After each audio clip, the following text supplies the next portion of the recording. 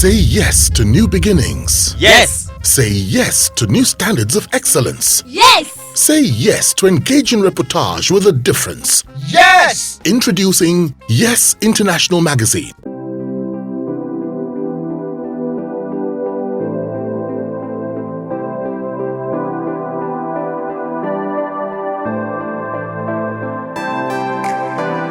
Tell us about what has kept your own marriage going.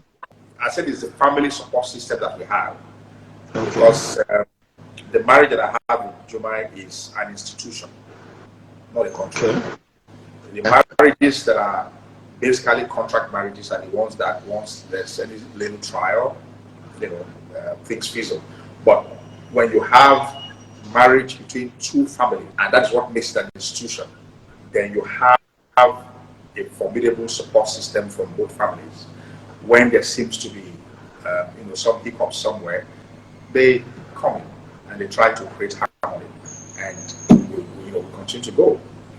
We're 15 years now. What specifically attracted you to Jumai? Physically was her stature. Yeah. She had a stature that was, you couldn't resist. Yes. And then when I started interacting with her, I saw that she was someone who was very much alike, because I'm a very highly confident, and I did not think, even though, that's the irony of life, even though I earn my living from being an extrovert, from being extroverted, or from operating as an extrovert, I'm actually highly introverted and conservative. And to make a proper balance, I felt I needed someone who was more outgoing, and that would be better complementary than if we're both, when I say boring people. So that's it, really. Okay. So what do you like best or most about her? Her boisterous. Jumai is a very boisterous person. Jumai knows how to break the ice. When it seems like a place is icy, she knows how to break the ice, and I think that is the most attraction that I have. It's nothing physical, it's mostly in the relationship. Okay. So what don't you like about her? What would you want changed about her?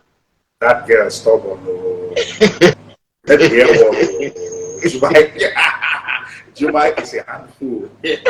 Jumai is a hard nut to crack. But sometimes it also puts the excitement. It puts the work, within me. When I see it, it makes my blood flow. Really. All right, Jumai, hi. Jumai the year one. Jumai is the last born in her family, and she was very, very well spoiled, very well pampered. So, and last borns, but she's a wonderful person. Okay. Now your kids are named Chukwuka and Chukwuamaka, right? Yes. Why did you settle for those two names for the twins? Well, it's always been. It's not like I was expecting to have a set of twins, but once it was reported that we're going to have twins while she was pregnant, I thought about the journey towards having, and I said, whatever names I would give them must reflect the experience and my eventual gratitude to God. And of course, Chukwuka in my dialect means God is the greatest, and of course, God presented himself as the greatest in my life with having those children. And Chukwuamaka is that God is so good. And of course, God showed me a whole lot of goodness before they were born and even after they had been born. So those two names for me rhymed for a set of twins, a boy and a girl. Okay. The names depicted my experience and what I feel towards God.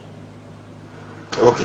Now the kids took some time, in coming. How did both of you cope, in those years, that you were dependent on God for the fruit of the womb? It wasn't very because like I always told her, I had a longer story.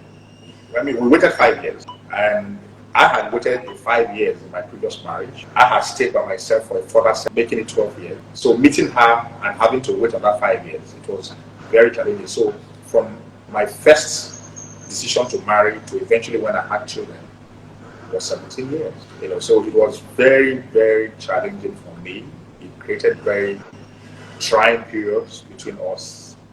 So sometimes when she becomes agitated, for a mere 5 years, I remember her that I have 12 years before I met her. So it's patience. And of course, the patience paid off, because at the end of the day, God gave us two at a go, a boy and a girl. So at least with her, I will not be desperate to say I want a boy or I want a girl. Okay. You have both sexes. Are you, looking at having more children, or you're okay with those two? Except for the miracle of God. That's not her immediate concern or mine. We are happy. There's a boy, there's a girl. So that's Okay. fine. Okay. So what was the greatest lesson that experience, taught you? Patience, because I have never really had the virtue of, I'm a very, very, very, but that experience taught me patience. I'm not exactly very patient still, but I'm much better now. I'm much better now than I was in my past.